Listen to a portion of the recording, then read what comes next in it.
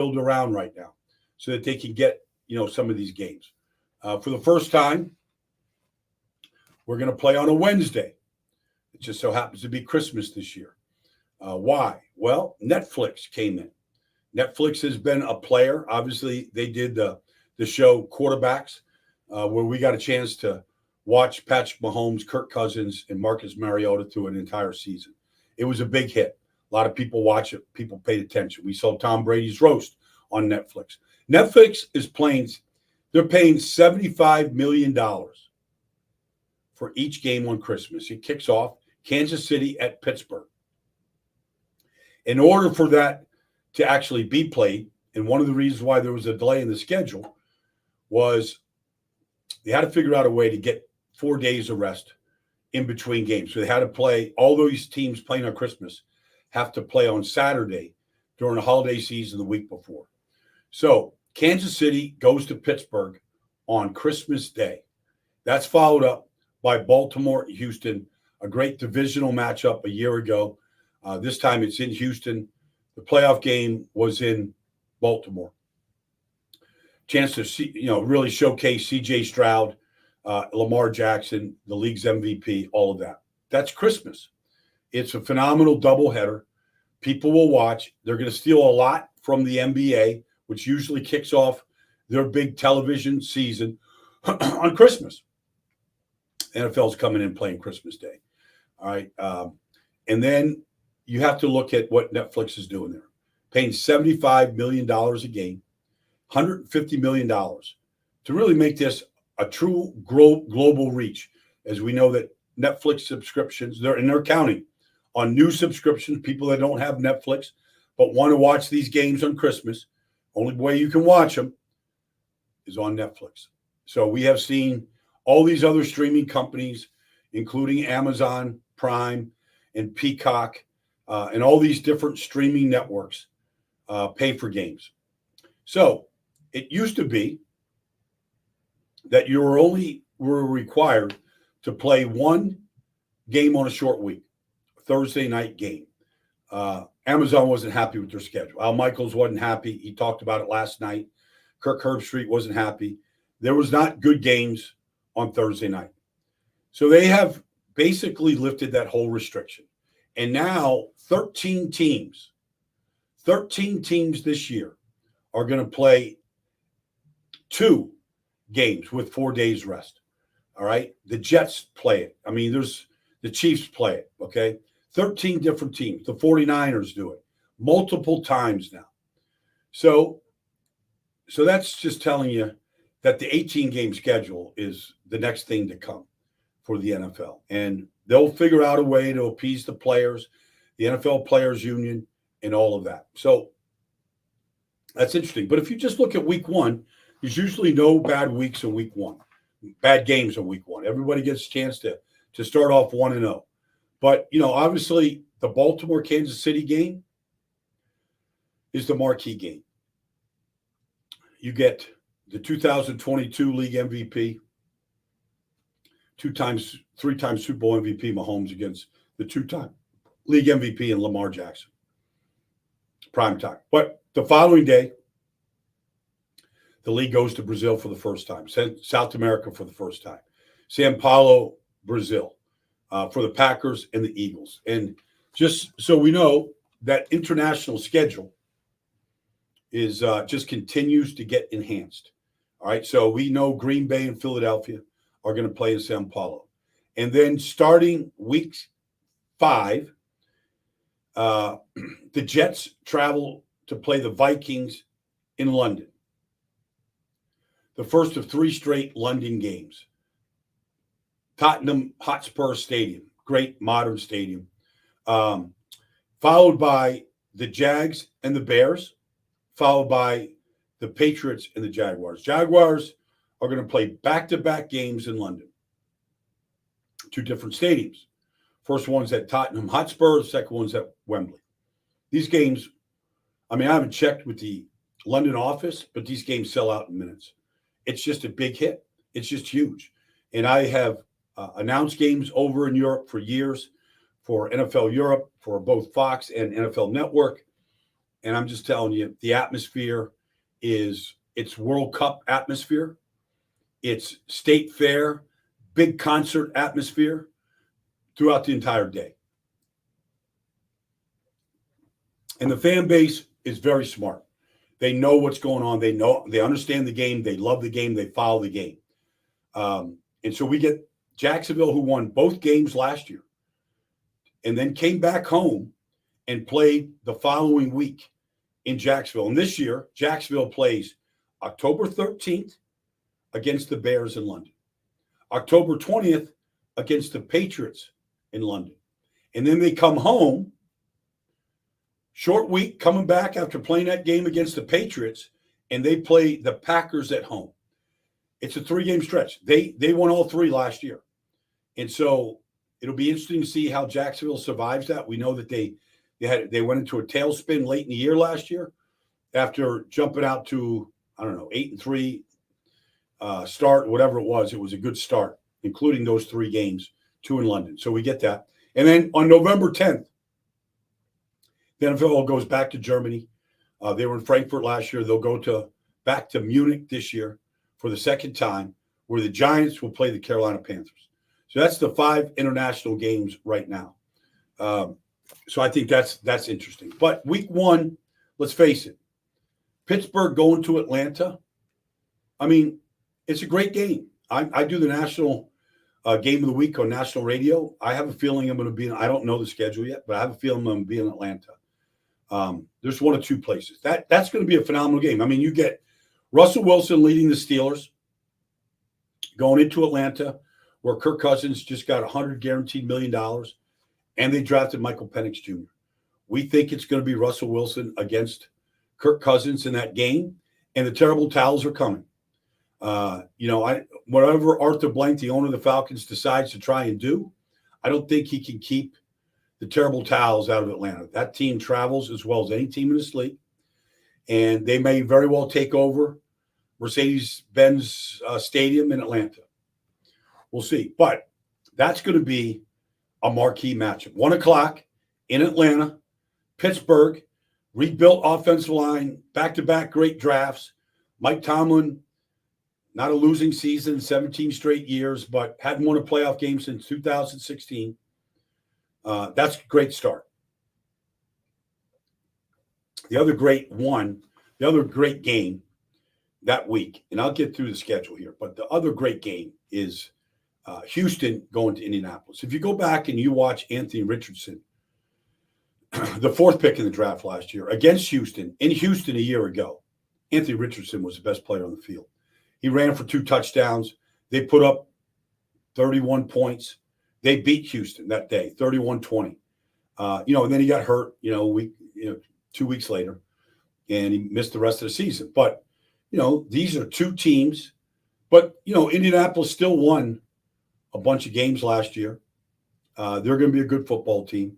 They're well coached. But I think that game in Indianapolis week 1 is really good. By the way, I want everybody listening here to check the YouTube, the YouTube Odyssey channel, and click the like and subscribe button right there. You can post all your questions and answers, okay, right there on the Odyssey YouTube channel.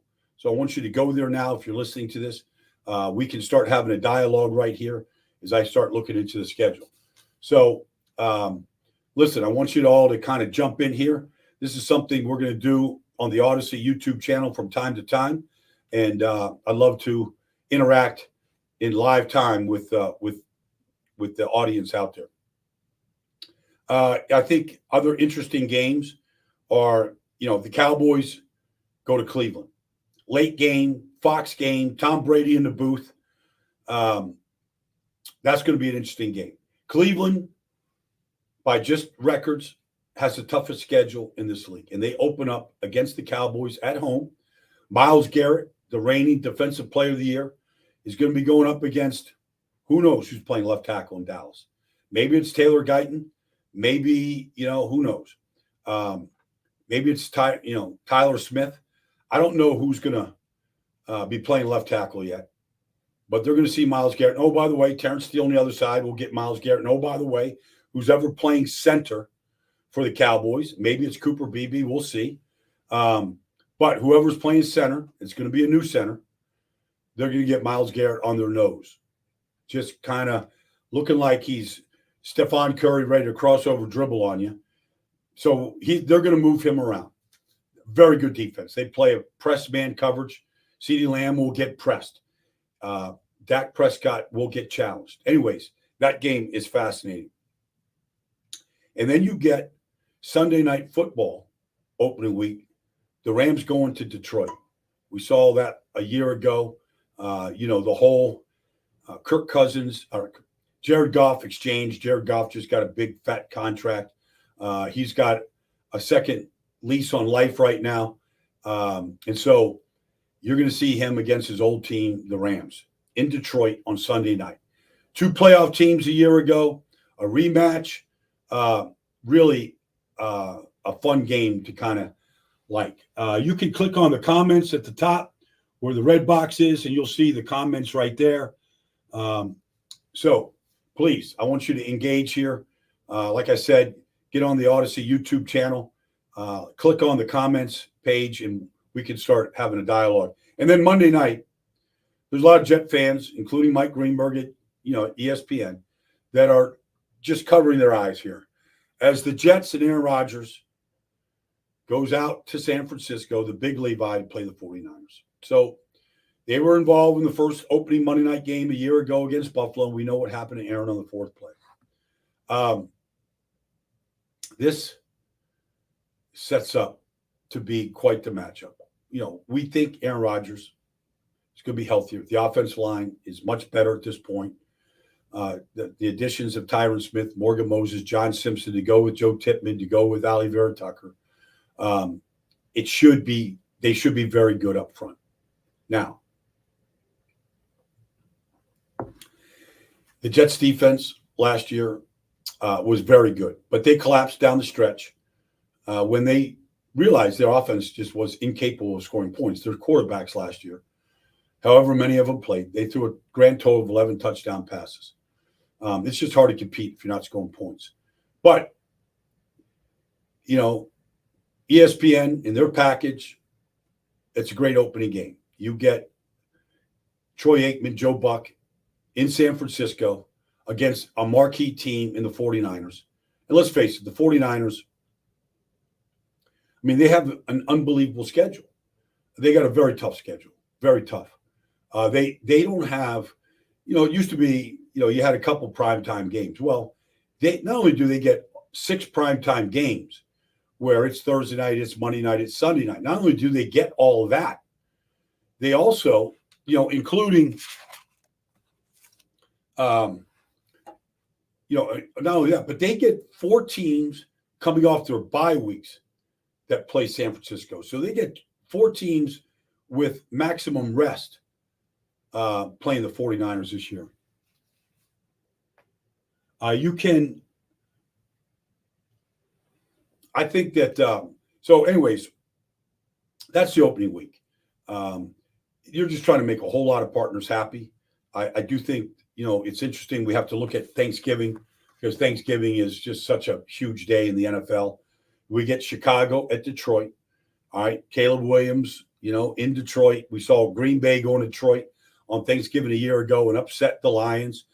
So Chicago, we think they're going to be an improved team. We feel like they're going to be an improved team. I've seen some ratings groups saying the Bears have the best wide receiver core in the league with Keenan Allen, DJ Moore, and the rookie Rome Odunze. And they might very well be the best. It's certainly in the conversation. That's followed by the Giants at Dallas, NFC East tilt. Cowboys on Thanksgiving. I played the Cowboys for 6 years. We played at home every Thanksgiving. That game's on Fox. It's a marquee game. Anytime the Cowboys play, it is. But I think that that's followed on late night on NBC. We're going to get Miami at Green Bay. Who knows what the weather's going to be like? It's Tua up against Jordan Love. two playoff teams from a year ago. So that finishes the Thanksgiving Day schedule. Let me I see questions here about the Eagles schedule. So, look, they got to go to Sao Paulo, Brazil, play on a Friday night. But they travel back the next day. They've got 9 days to get ready for Atlanta on their home opener on Monday night. Kirk Cousins coming to Philadelphia. Look up Kirk Cousins' record in Philadelphia, going back to the NFC Championship game. I mean, they have battered Kirk Cousins, interceptions, pressures. They have owned Kirk Cousins. Now it's a different team, all that stuff, but they have not had any problems with Kirk Cousins. And then they go on the road to New Orleans and to Tampa. That's a revenge of the playoff loss from a year ago. And then they get an early bye week. I don't think anybody wants that week 5 bye, but the Eagles get the week 5 bye. If they get off, look, they've gotten off to the best start in the NFL 2 years in a row. They were 8-0 2 years ago before they lost to Washington. They were 10-1 last year before their tailspin. I mean, whatever you want to say about Nick Sirianni, that's a game where you got to face it. I think Philadelphia is just, however Nick does it, they've gotten off to good starts. They have a tough stretch. They play a lot of, they have a Sunday night game against Jacksonville. They go to Dallas, on a primetime game, and they come back on a short week to play Washington. Then they have 10 days off to get ready to go to Los Angeles and to Baltimore. That's the stretch. You get a short week against Washington, and then you got to go on the road to the Rams of Baltimore. That's the toughest stretch for the Eagles right there. Somebody just chimed in about Pittsburgh's schedule. Yes, it gets brutal. So if I look at Pittsburgh's schedule right here, they have the second toughest or third. The AFC North has the toughest schedules. So you look at Pittsburgh right here, and their schedule down the stretch is brutal. All right, we know how it starts, in Atlanta, but they have a week 9 bye week, and then they go on the road to Washington. Okay, but then they play at Cleveland on a short week. All right, that's tough, but it's just, it's a 2-hour car ride. So they go to Cleveland on a short week, and then they have to go to Cincinnati the following week. So, it's Cleveland, Cincinnati, Cleveland. All right, that's the end of AFC North. It's rough. And then they got to go to Philly. All right, cross the state, Keystone State game. And then they got to go to Baltimore on a short week on a Saturday. And then on 4 days rest, they got to play home to the Chiefs. And then home to the Bengals. I mean, Browns, Bengals, Browns, Eagles, Ravens, Chiefs, Bengals. Like, the division is going to get decided after the bye week. I mean, they were 5-1 in the AFC North a year ago. Their only loss was in Cleveland by a field goal. Back when, pick a quarterback, who knows who was quarterback, Trubisky, who was there, Pickett. I mean, he couldn't score any points when they had that, schedule, when they had that stretch last year. But, they changed coordinators, changed the offense. It got better.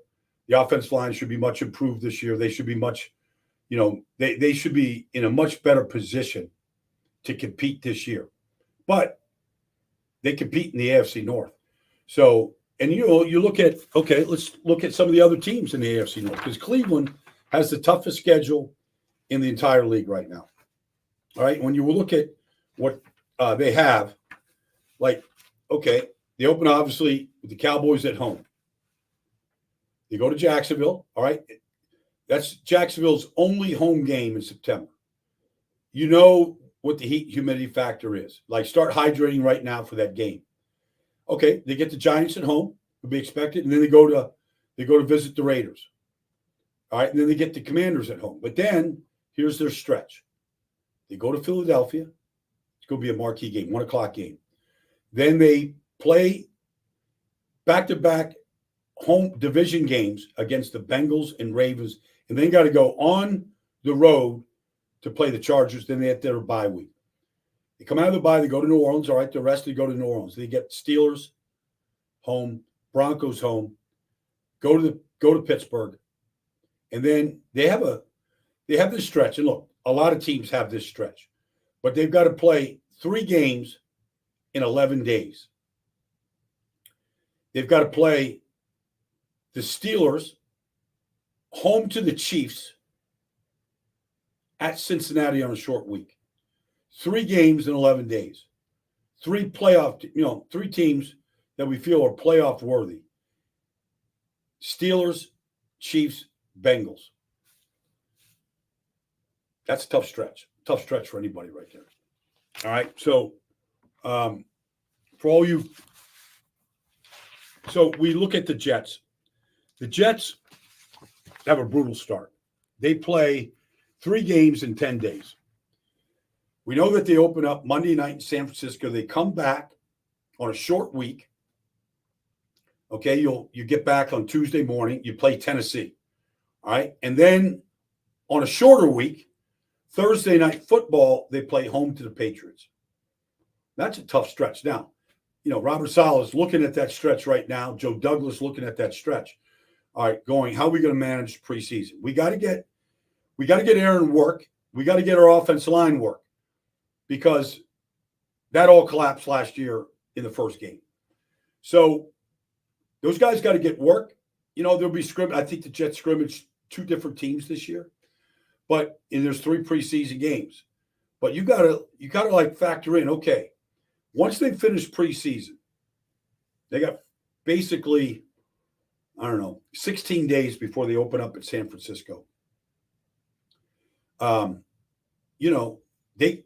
this is a team that's been very fractured by injuries. They've got to find a way to stay healthy, recuperate, and then, take on these opponents.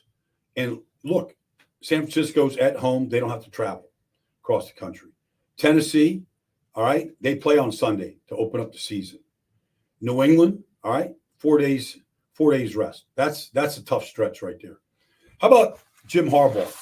How about Jim Harbaugh and the Chargers? Because I think anybody that's followed Jim Harbaugh knows that this is a guy that just knows how to get his team prepared. So eat, drinks. He just said this week about 2-day.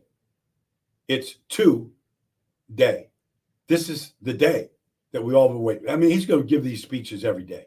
This is going to be a much improved team. The offensive line is going to be the best that they've had for a long time. I don't know how far back you got to go. This could be a great offensive line. They're going to run the ball. I mean, he took over San Francisco in 2011. He had them 11-5. They went 3-13 to 11-5 in his first year. They had them in playoffs 4 straight years in a row and went to a Super Bowl and was within 5 yards of winning a Super Bowl. Like, this guy can just coach. So you look at the Chargers. I mean, they open up at SoFi against the Raiders. I mean, that's just division game. You don't see a lot of these division games to start the season. This is a division game. 2 teams. Raider fan base in Los Angeles is huge. Raiders are practicing in California this summer. They're like an LA team going into the Charger Stadium, which has not been a good home venue for them. Teams play the Chargers at SoFi Stadium. The visiting team comes in. I've seen the Packers go in there. I've seen the Vikings go in there. I've seen teams go in there just take over the stadium from the Chargers. So, it might not feel like a home game with the Raider fan base the way it is. So you get the Raiders week 1. Okay, they got to go on the road back-to-back weeks. They got to go across the country and play the Panthers and the Steelers. So who knows? Maybe Harbaugh has them staying on the East Coast, practicing the East Coast, and not traveling back. That'd be a question I would ask Jim if he was on this podcast right now. And then they play the Chiefs. All right, it's been a while since they beat the Chiefs. I don't know how many times. Like, they used to compete when Philip Rivers was there. Pretty good competition with the Chiefs. They really haven't beaten them in forever. Then they get the earliest bye you can get week 5. So then if you play 4 games, first 4, then you get a bye week, that means you got 13 straight games to finish the season. So where's their stretches? They come off their bye and they go to Denver. Okay. Get that home game out of the way, and they go to Arizona. Okay, real winnable games. And then they get the Saints. Then they have to go across the country. Just look at this travel now. They got to go to Carolina, to Pittsburgh, to Cleveland. All right. But then, after they go to Cleveland, they get 3 straight home games in a row. They get Cincinnati, Baltimore, right there at home. All right. They start the season with the Raiders and they finish the season with the Raiders. Like, I just think that rivalry is going to heat up real big. You remember 3 years ago, the Raiders beat the Chargers in overtime to earn a playoff berth. So you look at Chargers, they get a primetime game on Monday night against the Cardinals. They get a Monday night game against the Ravens. That's the Harbaugh brothers, Harbs 1 and Harbs 2. That is week 12, all right? That's Thanksgiving week, right? And then they get the Chiefs in prime time on a Sunday night. So they get 3 primetime games for Harbaugh's first year. I think that's pretty good.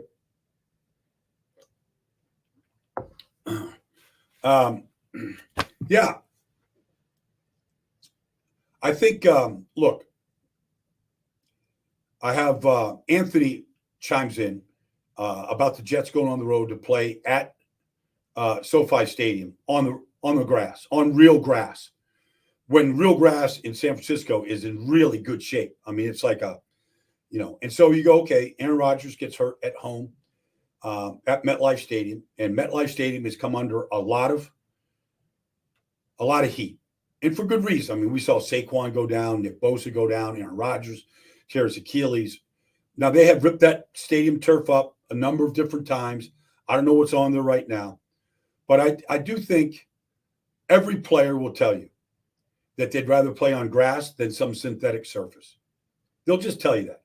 Now, as a guy that played on both and played on horrible turfs in Philadelphia, maybe the worst in the league, with big seams, in the turf, especially during the baseball season. I saw Wendell Davis of the Bears in 1993 get both feet caught in seams, and he tore 2 ACLs on the same play. He tore both his ACLs. It's legendary play. We saw Tony Siragusa in the Ravens get a preseason game canceled on that turf at Veterans Stadium. It's bad. But I would say this, a lot of these East Coast, stadiums, like the fields aren't good in December and January. They just aren't, just hard, and I would rather play on a synthetic surface than a bad grass field.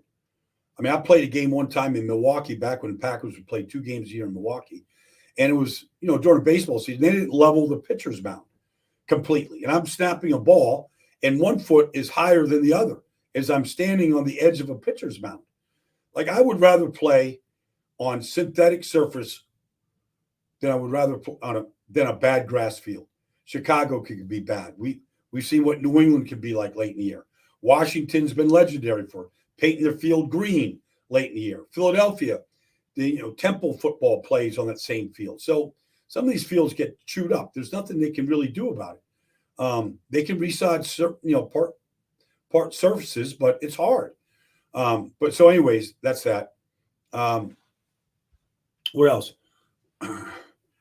I see where the 49ers, now this is early, the 49ers are favored in all 17 games on the schedule. I don't know that I've ever heard that before. It's interesting. I mean, obviously, how can you predict a game? The 49ers' final game of the season, let me see, is at Arizona. All right. They play the Lions on Monday night at home on December 30th, right? So we know what Detroit looked like playing against San Francisco in the playoff game. They took them right to the brink. Probably should have won the game. Questionable calls, whatever. Who cares? The 49ers, look, they've been the marquee team in the NFC since Kyle Shanahan got there. Whether Jimmy Garoppolo was playing quarterback and now Brock Purdy is playing, they've been a marquee team. John Lynch has done a phenomenal job. I don't know how the 49ers, let's just say this, the 49ers have some of the highest paid players at the most positions of any team in this league. You think about it. Let's just go through it. Trent Williams, I think he's the highest paid tackle in football. Maybe Penei Sewell just outbeat, just got a little bit more than him in this last contract. But, Trent Williams, highest paid left tackle in football. George Kittle, one of the highest paid tight ends. At one point was the highest paid tight end. Kelsey overtook him like the next day. All right. You look at Juice, Kyle Juszczyk. He's the highest paid fullback in football. Christian McCaffrey's the highest paid running back in football. Debo is one of the highest paid receivers in football. Brandon Ayuk is looking for a contract. Nick Bosa is one of the highest paid defensive ends in football. Fred Warner, one of the highest paid linebackers in football. Like, you look at their roster, and they have elite. It's an all-star roster. And then you put Kyle Shanahan on the sideline and the bloodlines and what he has done. He's done everything except win a Super Bowl. And he's been to a couple. And he's knocked on the doorstep a few times. So he's been there, 3 times. He's lost 3 times. But he's gotten there. Like, they're the team to beat in the NFC. Detroit's improved. Green Bay's improved. Philadelphia's improved. They'll all be shooting for him. But it doesn't surprise me that the people that prognosticate these games in Las Vegas or wherever they're at has, put the 49ers up there like that. I think it's fascinating. I think it's interesting. Like, if you just take a look, let's just see how the league treats the Washington Commanders, because they've been kind of a stepchild in this business. But they have new ownership in Josh Harris. They got a new stadium coming down the pike. Magic Johnson is involved. We saw Magic Johnson, cutting it up the other day with Terry McLaurin. I mean, Mac Johnson is going to have an impact in that organization. He just is. The guy's magic, successful businessman. Like, they're going to make some good decisions in Washington. They hired Dan Quinn. We might see the logo come back to appease the old fan bases. You walk into that Commanders facility in Ashburn, Virginia. You see those 3 Joe Gibbs Super Bowl championship teams on the wall. First thing you see, Vince Lombardi trophies as soon as you walk in. So they open up in Tampa. They get 3 of the first 4 games on the road. Always tough. They go at Tampa, home to the Giants, at Cincinnati, at Arizona. All right. And then they play the Browns and Ravens.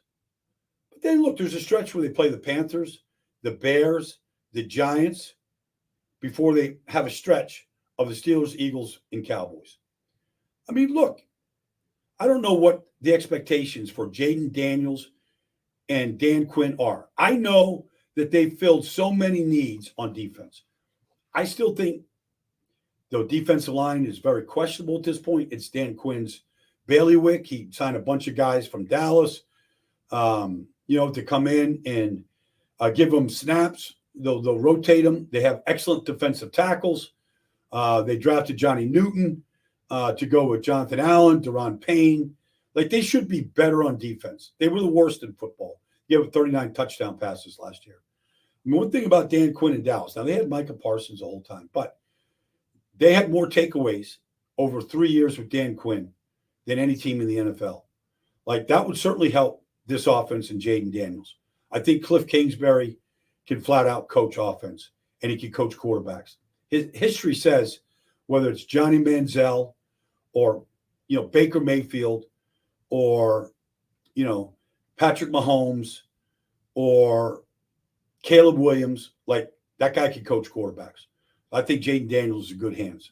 So, anyways, I think so I just get this from Lucid Gaming 25.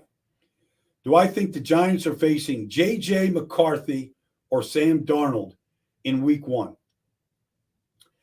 And who am I looking forward to seeing on Big Blue other than Sexy Dexy, which would be Dexter Lawrence, who I love, obviously. I mean, anybody that watches me cover Baldy's breakdowns and watch Dexter Lawrence play.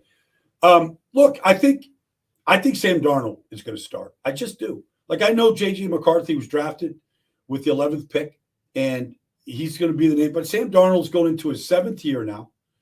I think he learned a lot last year. He's never been in a good situation except for last year where he backed up. Brock Purdy had a chance to start final week of the season.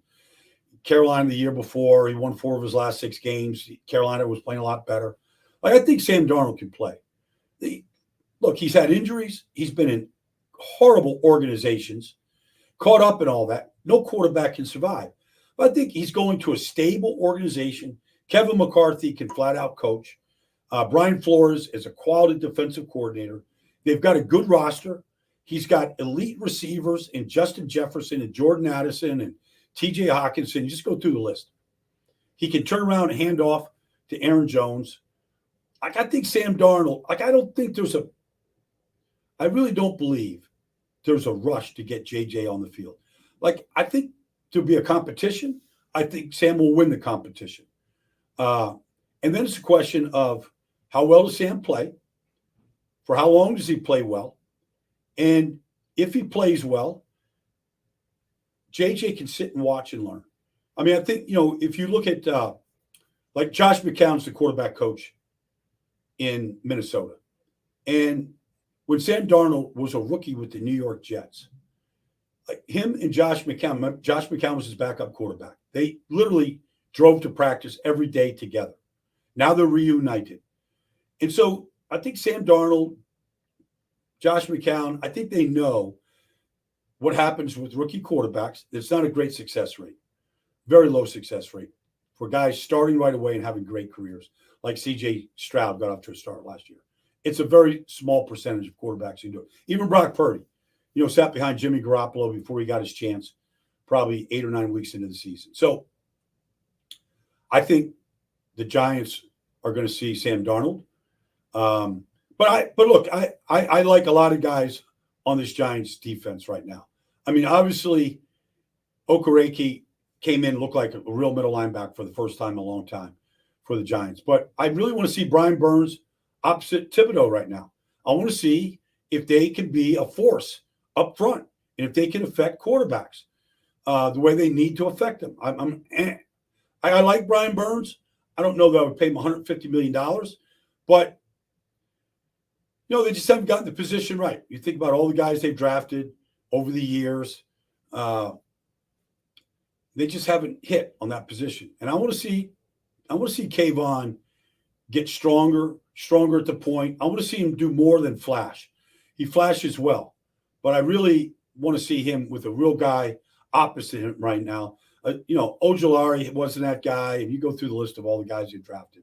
They got a legit guy opposite of Thibodeau right now. Let me ask you this. So I want you all to go, to hit this Odyssey YouTube channel, like, subscribe, do all that kind of stuff. You can hit the comment section and join the conversation right here. Love for you to join while we kind of go through this. Any other suggestions here? I'm just looking at the schedule like you are. I watched the schedule show last night. You can't digest it all in one day. I'm digesting it as you're digesting it.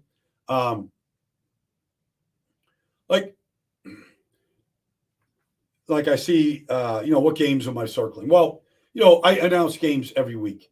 The national game of the week. I meet with my national radio group later today, and we're looking at carving out and cherry picking the first 4 games of the season this year to really kind of start selling and broadcasting. So I think, I think Dallas going to Cleveland is a marquee game. Obviously, Baltimore, Kansas City, enough said.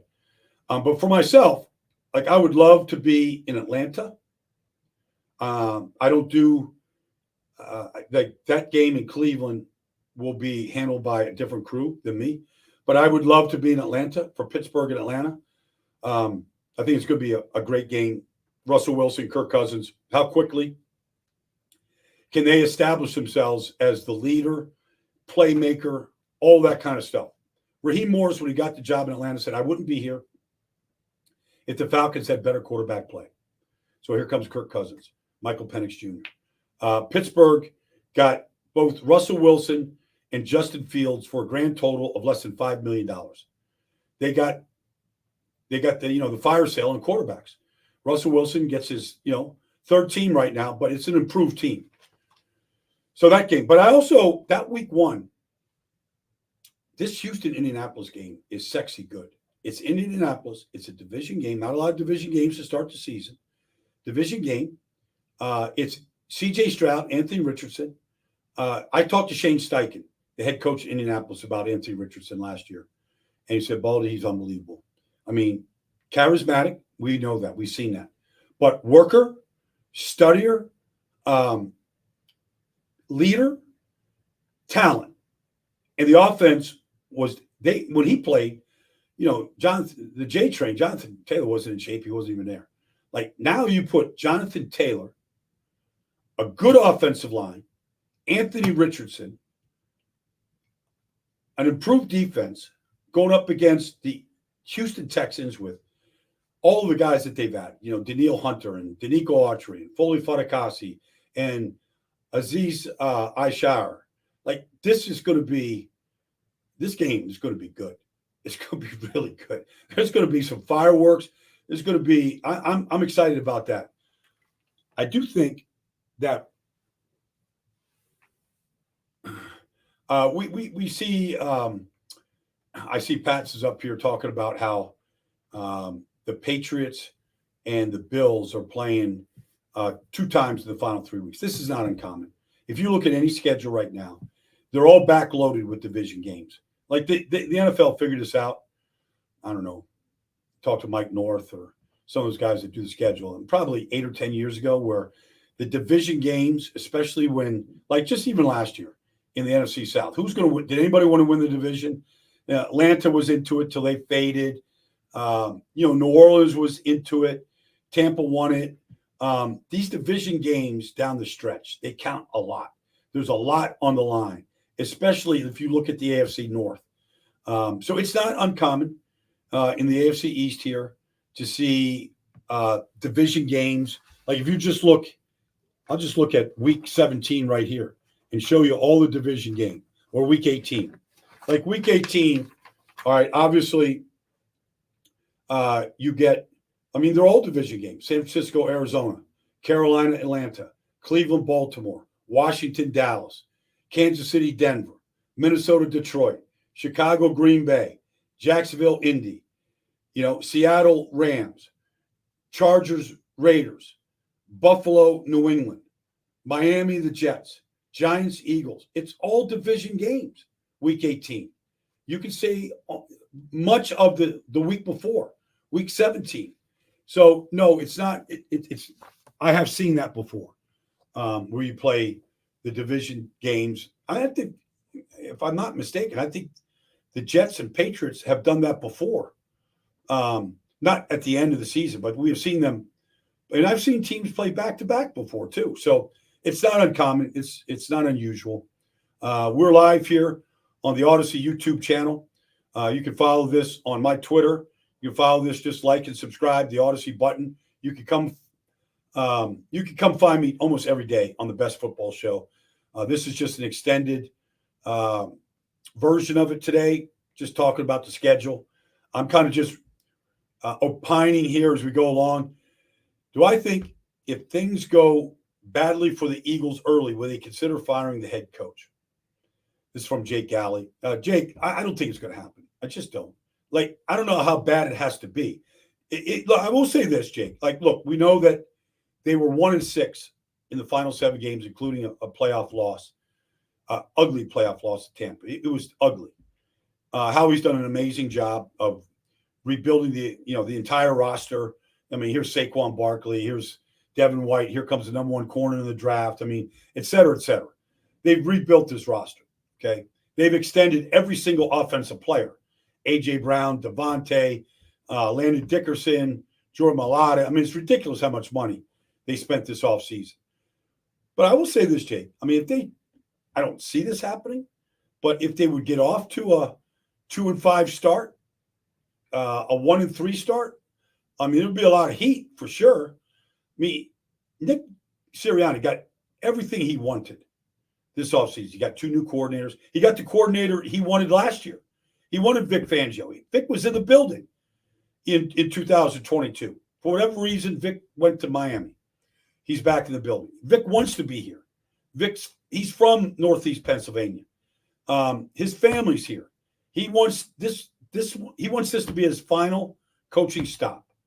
All right. I know Vic Fangio since he was the linebacker coach of the Dome Patrol in New Orleans under Jim Mora. I played against his team in the 92 playoff game as an Eagle. I mean, Vic wants to be here. And Kellen Moore's here. And Kellen Moore, one thing about Kellen, look, he was a quarterback in college, great quarterback in college of boys. He was a quarterback in the NFL, mostly a backup, but he played. He stepped into the coordinator position. Like he thinks like quarterbacks. I think it's going to be good for Jalen. I would expect Jalen to get back on track with Kellen. Whether it's getting into the right play, whether it's understanding the protection call, whether it's more creativity in the offense than what we saw last year because it was atrocious, Jake. Nobody has gotten off to better starts than Nick Sirianni in the last 2 years. And I like Nick personally, but I go out to training camp practice. I watch them. I'm like, what are they doing? Outside of a scrimmage against Cleveland or whatever, like they ain't doing a lot. And so I'm a proponent for them doing more in training camp to get more out of it. But you can't argue with starting out 8-0 in 2022 and starting 10-1 in 2023 and going to the playoffs all 3 years. And remember, when he came here, he inherited an ugly, awful 4-11-1 team and had them in the playoffs the next year against Tampa. So I don't think Nick Sirianni is on the griddle or anything like that. Raiders and Chargers, division game at SoFi. I'm telling you, the Raiders are going to take over that stadium. Harbaugh's got to fight this all year long. He just does. And I'm sure he's going to have some method. I mean, he might step into the marketing department. He might step out on and sell tickets himself. He may have, Charger Appreciation Day. Who knows? They got to fight this. Visiting teams come into SoFi, in this case, the Raiders, and it becomes a home game. It's a home game when the 49ers come to play the Rams. Like, it's L.A., all right? Like, they got to build their fan bases up. They got to, and the way you do that is you win games. You just keep winning. The Rams are the only team in the history of this game to play a Super Bowl at home in their home stadium and win it, a couple years ago. But it's going to be a great start. I mean, Mad Max got improved defense, Antonio Pierce, selling the Raider way. And the Chargers, look, that coach wakes up and he's like, you got to attack every day with unbridled enthusiasm. He's sleeping in a camper outside the practice facility right now. Like he's getting up at 3:30 in the morning, staring at the ceiling. How are we going to make this team better today? This is basically two new head coaches, division game, SoFi. Raider fans are going to be like, they're already getting their faces painted up. They're already carving out a part to be, in the end zone. So let me see. Excited to see the NFL own more days of the week with the NFL on Wednesday. Well, I mean, every time, look, do I think that the NFL is going to carve out more days of the week to play games on? Look, Christmas just happens to fall on a Wednesday this year. That's the only reason why they're playing on Wednesday. It's not in the plans to do it. They put the game on Black Friday last year. It was a terrible game. It was the Jets and Dolphins, but it got big. It got a big rating. So they got a Black Friday game this year. I think Kansas City's playing in, or San Francisco. One of the two teams are playing on Black Friday. So yeah, look, Thursday we got a Friday game in Brazil. Thursday, Friday, Saturday, especially during the holiday season. Sunday, Monday. I mean, they want to own it. They want to own television. And the way this whole thing works right now, and I've been listening to these seminars at Fox and NFL Network for years. For 25 years, I've been listening to these seminars since I started working at Fox in 97. Television and television revenue is what this whole thing is about. It is greed, no doubt. But the only guaranteed viewership on all of television right now is the NFL. That's it. Like the Oscars, like all the different shows. There is none. It's gone. So it is about primetime NFL football. That's why Amazon is in it. That's why Peacock got into it. That's why Netflix is paying $150 million for 2 games this year. $150 million to split, amongst 32 owners, because all the dividends are shared equally amongst the 32 teams. So the question is, am I excited to see the expanded coverage? Well, we have been saying for years that at some point, the NFL is going to reach the saturation point. It's not even close to happening. The ratings just keep going up. And even though it's getting diluted, it's hard to find Peacock for some people, but people found it. People found Amazon Prime. People that don't, subscribe to Netflix, I don't know if there's many of them out there, they are going to find Netflix. It's going to be fascinating to see what happens on Christmas. Netflix they're here to stay, and they'll have a bigger part. So the pie keeps expanding. We can't get enough. We love watching primetime football, Thanksgiving, Christmas, the holiday season, those Saturday games, the playoffs, that opening playoff weekend, wild card weekend, Saturday, Sunday, Monday, all football. So anyways, this has been the best football show. It's all football all the time. I'm glad everybody that listened. I hope you liked, subscribed. I hope that you join us the next time we do this live interaction on your free Odyssey app. Download it, like it, subscribe it. Let's do more of this, because I think it's just a great way to really contact and interact with all the fans. Because honestly, we talk about the schedule, we talk about television, we talk about money, we talk about all that stuff. There is no game without the fans. I'm here every day because I'm hoping to reach a much larger fan base where I can tell you what I'm thinking. I'm sitting here in my 3rd floor film room at NFL Films. I've got screens on both sides here. I've got every college game over here, every NFL game right here, and I'll be here all year long. I get all of the bowl games, college bowl games downloaded right here. I get all the All-Star games, Senior Bowl right here. We get all the preseason games. We get all the scrimmages. I can watch every single ounce of football there is, and I'm just here to kind of watch it and tell you what I see. So thanks for joining me here today. I had a lot of fun. I could do this for hours and hours and hours. But I'm like you. I'm just kind of digesting the schedule a little bit at a time, learning a little bit more about it as we kind of get through it. But it's an exciting time. Let's face it. It's an exciting time. Probably the next time I join you, I hope to get out to some mini camps, some OTAs in Philly, the Giants, the Jets, the Dolphins, a couple different places, probably out in L.A. A little bit, going out to the network, probably go out and see Jim Harbaugh's team, going through the paces out there. So I hope to see a lot of football this spring and see some of the, just some of the new offenses and new coaches go about their business. So thanks, everybody, for joining me. It's been a lot of fun, and look forward to talking to you real soon right here on the Best Football Show.